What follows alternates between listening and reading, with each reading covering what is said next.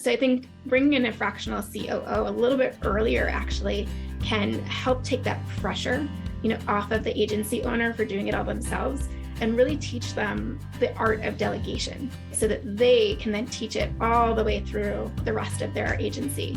Welcome to the Happy Clients Podcast, brought to you by Dot & Company. Whether you're a virtual assistant, an agency owner, or a client-facing account manager, we all deal with clients. Lucky for you, client management is what we do best. Now, let's dig in, chat cam life, and have some fun along the way. Cheers to Happy Clients. Leah, we're excited to have you on the Happy Clients podcast. We've known you for a while, and our team has been working with you for a while as a fractional COO, but we want to share all of your knowledge with our agency owner audience. So thank you so much for coming on the podcast. Thanks for having me. I've had such a great experience with Dot & Co, and I'm really excited to be here. Yeah, amazing, Leah. So why don't we hop right in? Tell us a little bit about you, about your business, and kind of what you're doing in the digital climate, I guess, the digital world. Yeah, so I am a fractional COO and business consultant for small remote digital marketing agencies.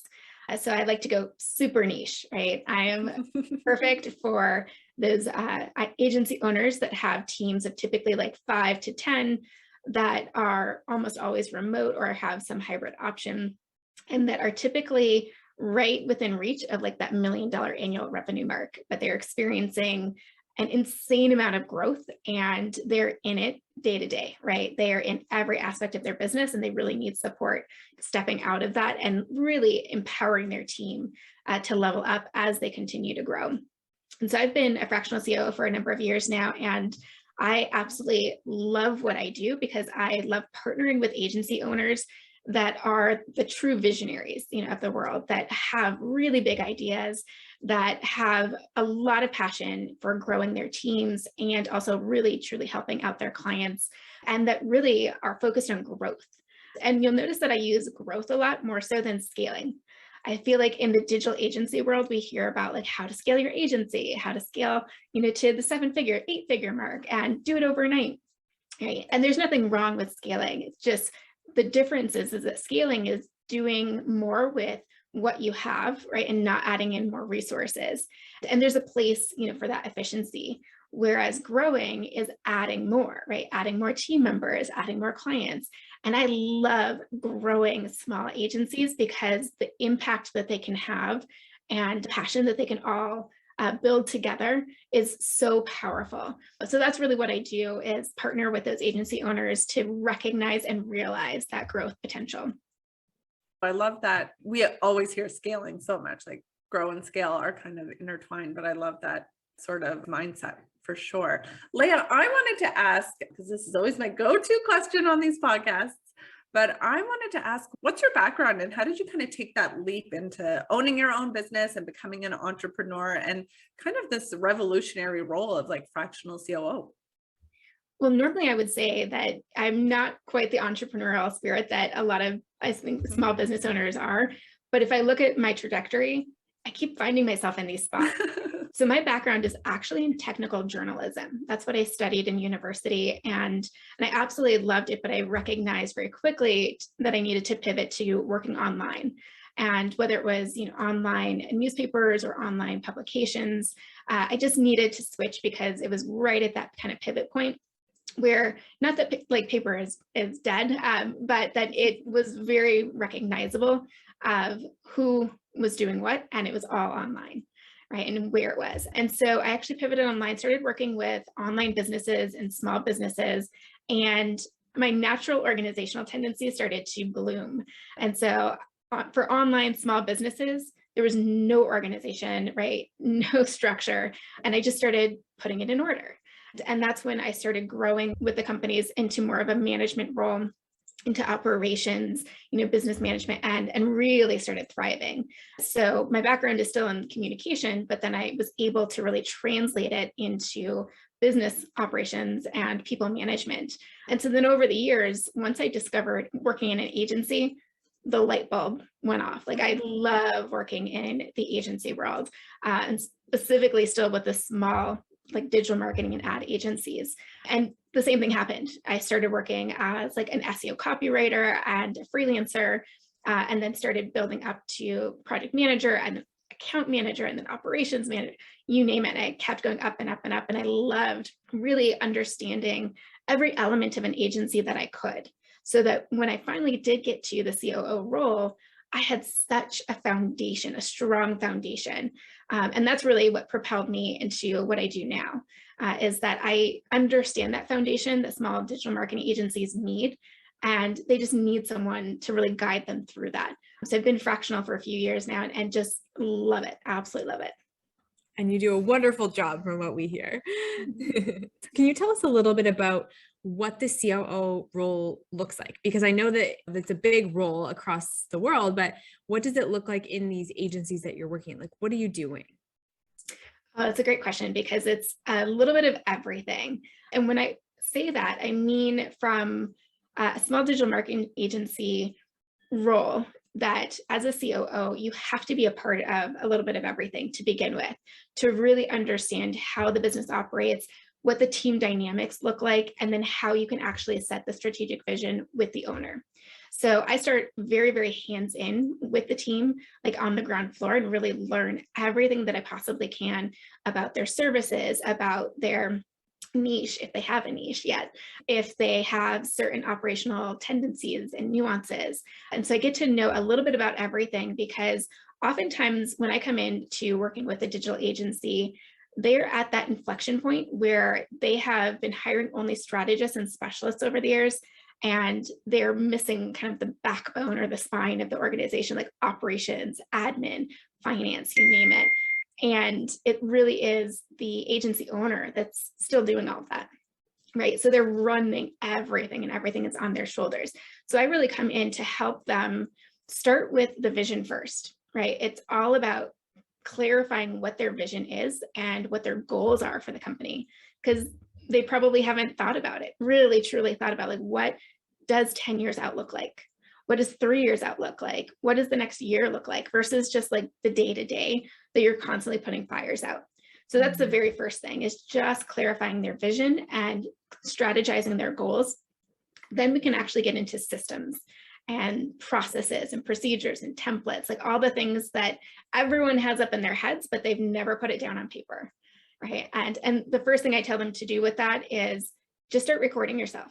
Like, get a free Loom account and just start recording yourself. Honestly, everything that you do, whether it's, bookkeeping, it's creating an invoice, it's sending an email to a client, like, how do you talk to clients? What does that look like? Just start recording yourself, and you'll start building those systems and templates. And then once you have more of that foundation set in, now you can really focus on your team.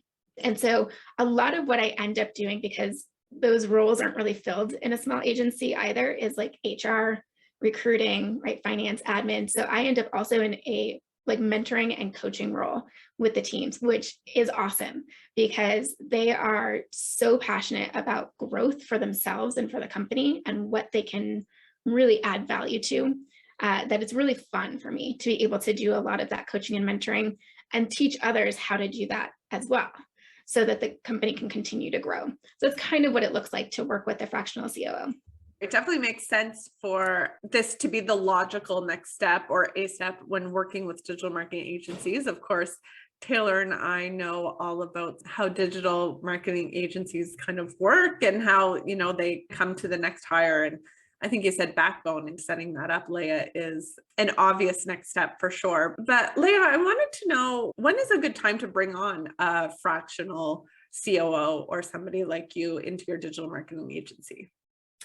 So I think you'll find a number of different answers online, but what I would recommend is typically for those agencies that are growing upwards of 50% year over year, and they're right under that million annual revenue mark. And the reason is that some people might say that that's a little early still, but I find that with a fractional COO, you get all of the benefits of that operational knowledge and that senior leadership experience at a fraction of the price, and you can put in those systems and that foundation before you crest that milestone, so that you can actually sustainably grow to the next milestone. of 2 million and then 5 million, et cetera. And so I find that that is kind of the perfect time, because often, like I mentioned earlier as well, is that most agency owners at that point still have a lot of like strategists and specialists. So they may not have account managers yet or project managers yet. And when they do, they kind of dump all of the operations on them. There's like that one project manager that is doing the entire business operations on top of being the project manager for like 20 different clients, right? And they're trying to build the plane essentially as they're flying it. So I think bringing in a fractional COO a little bit earlier actually can help take that pressure, off of the agency owner for doing it all themselves, and really teach them the art of delegation so that they can then teach it all the way through the rest of their agency. Mm-hmm. That makes perfect sense. And I think a lot of the agency owners that we work with or that we chat with, it's like they started because they were really good at something. Maybe they were really good at Facebook ads, or they were really creative. And then they somehow end up with this massive business that they didn't even realize was about to happen. And then they kind of look back and say, I don't know how to run a business. I just know how to run Facebook ads. So what are some of those pain points that agency owners have when they look to you to bring you in? Like, what are some of the things that they're struggling with? That's exactly right. That they are really good at typically like the marketing or the sales component, and less all the management and operations. And so often their pain points, first and foremost, is that they're in all of the client communication still, and they are also the catch-all. Right. And so not only are they leading the charge with the client, developing the strategy, directing the team members, but then if the team members need something, like I saw an agency owner the other day jump into a data studio report and like fix one link. And that was because they were the only one in the team at the time that knew how to do it. And you can bet that I told them afterward, right? Like, first thing you do when that happens is record it. That's a training video easily, so that you never have to do that again. It's all that training for them to continue to grow. So that's definitely one of the biggest pain points, is that it's all on the agency's shoulders, and they just don't know where to start. They just don't know how to start and say, okay, well, if you're telling me to record everything, how do I even record everything? Right? Like that's still too big. Yeah. Right? And so it's like, okay, we're going to do this together. And I typically will meet with them, and it's like an interview with a subject matter expert. You just pick one thing at a time, record it on Zoom, and just chunk it out, and you'll slowly build your own training course, for your own agency. So that's one of the biggest ones, is just getting the agency owner out of the day-to-day operations. The other one is, and I would say there's actually 3 total, but another one that comes to mind is typically they have no insight into their business numbers. So they may actually be doing the bookkeeping, but they don't know if they're profitable, or they may not know, for example, how many clients they even have. They may go, oh, I think we have 20, or is it 50? I'm not sure. I know that we have a lot. And so just getting some of that, again, like down on one spreadsheet or one dashboard, can really help them just feel a little bit more in control, right? And then the last one that always comes up is that they are bleeding money because of scope creep. At every agency, I know this happens too, because either they don't have a template for their scope of work, like they don't have it defined at the beginning, or they don't have it defined for what goes out of scope. And it could be even when you're swapping one service for the equivalent of another, you still need to document that and show the value and say that this is out of scope, but we're going to do like a $0 change order just to document it and make sure that we capture it. Because you'll find that using the change order form, you'll find so many lost opportunities for revenue and templatizing your own scope of work just by doing that. So there's so many pain points that they deal with, but those are typically the most common that I see. Those are things I didn't even think about. I know, I'm over here making notes. So you spoke about the change order form, which sounds like a little bit of, I guess, an agency hack. What kind of other tools do you have in your tool belt, Leah? Maybe just what are some sort of must-haves when working with a COO? Or what you give, I guess, a digital marketing agency. So many. And I get so excited about this topic because there's so many little hacks that can make your lives easier. But I think one that actually ties into account management is really designating one point of contact for your clients. And I typically just use kind of a catch-all term of account lead. And so internally, it's not leveling someone up to being like an account manager or an account executive. It's like, you may be a strategist, but for this client, you are the point of contact. You are the account lead. You are the person that is really making sure no balls, get dropped, and that also you can really lead the charge. If you see that somebody isn't pulling their weight on the account, you can elevate that as an issue. Or if the client is messaging you outside of normal business hours, they're emailing every single day, that's another red flag that you can raise to the executive team and say, hey, I need some help with this. So designating one point of contact is really important, because when you have, especially a growing team, and all of a sudden your clients are maybe talking with 3, 4, 5 different people, then it can really, really impact the strategy and the actual performance of your campaigns, because the left hand doesn't know what the right hand is doing, but that it can also really hurt team morale. And the reason that it can hurt team morale is because often you'll have somebody like seeing that email is sitting there from a client, and they're thinking, oh, well, the other person is CC'd on it, so they'll get to it, right? And then both people are waiting for the other person to respond. And then say that the agency owner finds out a couple of days later, and they're like, guys, why didn't you just respond? Like, why didn't somebody just take, initiative? And then the team's like, well, I didn't know. And they feel even worse about something that they just weren't sure about. They just didn't know. So really having clarity on that and just saying, this is the account lead. This will also play into showing the agency owner how quickly they need an account manager. It's because when you have a bunch of strategists and specialists that are all of a sudden the account leads for dozens of clients, and they're now responsible for that client communication and really team leadership, all of a sudden it's like, wow, they're in the wrong seat. And I know, like, when we started working with you in the COO role, you were really able to quickly identify that this agency needs a client account manager, right? That you were like, this is the role that you need to hire, and then an additional account manager. What are some of the steps that you take as a COO to identify when it's time to bring in somebody like us as an account manager? I would say the first area that I look at is at the very beginning when I'm building the organizational and accountability chart for my agency owners, because most often they don't have it, or they might have one where it's like the agency owner and then everybody is in a straight line that just reports to them, right? It's like, yeah, that's not quite it. So when I really am working on building that out with them and for them, if I recognize that there is a strategist and a specialist within a department, and again, there's that fast growth mentality within the company, I can very much see that there's going to be that need for a manager type, because the strategist is focusing on developing the specialist or the analyst. They're now focusing on growing their department and how to continue keeping pace with innovation and platform updates, things like that. And that's where they should be focused. And so when they have to pivot their focus to clients and reporting and even, sales proposal help, those are things that can be part of their role.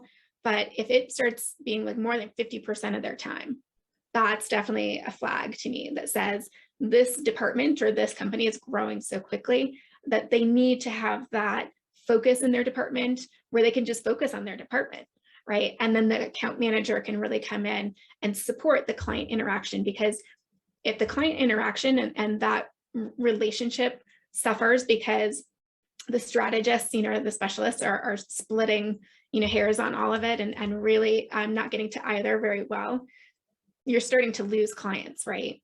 And then you're starting to hurt your reputation. And then you're starting to freak out about your revenue.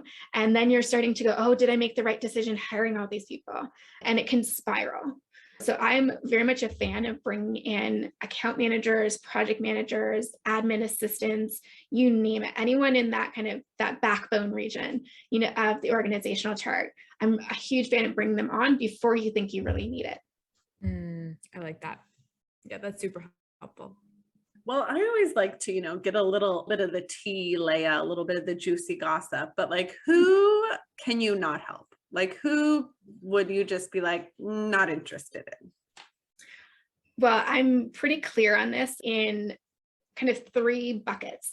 So one is non-agencies. so non-digital marketing agencies. So I will still get leads from non-agencies that are interested in talking with me as a fractional COO. And I'm happy to talk with them and tell them what it's like to work with a fractional COO. But I love working with agencies. So I am very specific about only working with agencies right now. So that's kind of number one. Number two is these small agencies, like the micro agencies. And I know that I'm in a very, specific niche of agency size, but anyone that isn't making a few, $100,000, I'm thinking like, if you're below $250,000, you should not be looking at a fractional COO. Like it is not in line with the budget at all. So go to a coach, a consultant, find resources online, but really focus on doing the work yourself first and also really leveraging your team and growing your team, because I'll be honest, a fractional COO is a bit of a premium. And so I really would say no to individuals of that size or agency owners of that size, because I would say, I am here to help the company. Like that is my number one. And I would be hurting your company if I came in at my prices. So that's kind of that side. The other side is on the flip side of that, of agencies that are upwards, of I'd say 5 million annual revenue or above, is that a fractional COO in that case is really helpful when you have a gap in your existing leadership, and say that like a COO is transitioning out, you're doing a search for a new COO, but you need some support during that gap or during that transition. That's a great opportunity. But at that point, in my opinion, you should have a full-time COO. It shouldn't be fractional, because you really at that point need somebody focusing on your business full-time and not splitting their attention. Yeah, really, really smart for you to mention that, Leah. And even kind of to the first couple of buckets, to give somebody the opportunity to level up, because obviously the COO sounds like a dream person to have inside your agency. So it's something kind of to strive for, I guess, too, right? To hit those Absolutely. sort of milestones and then get to work alongside Leah. Well, and I think another point to that as well is that it gives you the taste of working with the COO before you just start promoting internally, because some people will do that too quickly and they'll promote a bit like their right-hand person that's been an awesome manager, but then they'll promote them so quickly that now that they're at a C-level role and they've got no prior experience there, they don't know exactly what it means and they don't have anyone to mentor them, or coach them. So using a fractional COO, you can kind of get a feel for it and see what it's like. And then if you have that right-hand person in your agency, you can use the fractional to actually mentor and coach them up if there's that opportunity. That's cool. Yeah. So if people are listening and they may want to learn more about maybe like training people, or tell us about your course. Yeah, thank you. So I'm actually pre-selling an online course starting April 1st, 2022. So I'll give you a couple of tidbits on it. So the official name is the Aldera Approach, because it's all about changing your approach to a lot of these problems. A lot of agency owners don't necessarily think that they can hire a COO or a fractional COO at first. And so it's changing their mindset of what could be a new solution to a problem that they're having. Now, that's the official name. The unofficial tagline is, it's not your bro's playbook. And I say that a little cheekily because honestly, there's so many out there. We know that there's so many online courses. There's so many playbooks. I mean, there's cookbooks of like, do this, and you'll get to the 7-figure, 8-figure mark. And they are incredibly helpful. They are chock full of resources. And I do own a lot of them and I reference them quite frequently. And I feel like oftentimes people want that quick fix, right, overnight, where they buy a playbook and they're like, that's going to solve all my problems. And I hate to break it to them if anyone's just bought a playbook, the other day and thinking that, but you really need to put in the work. And I really believe in the power of partnership and mastermind. The two heads are better than one, essentially. And so when you have someone like a fractional COO to come in and support you and partner with you, you can achieve so much more. So this particular online course is not meant to be a playbook where it's going to give you absolutely everything, like a soup to nuts, here, do this, do that, use this template, use that resource. It's more so, this is what you need to have as your agency foundation in order to meet that milestone of the $1 million annual revenue and succeed it and go beyond it and continue growing without burning out your team, without breaking all of your systems and having to rebuild them every single year, and also without really burning out the agency owner, the visionary at the top, who I've seen before happen with that they've just like called it quits. They've said, this is too much. I'm so overwhelmed. I just can't do this. They don't get to see their families. They're working all the time. They're on call essentially with clients because they don't have boundaries. Like all of those things I want to help prevent by showing agency owners what the vision, of their agency can be like if they have that strong foundation.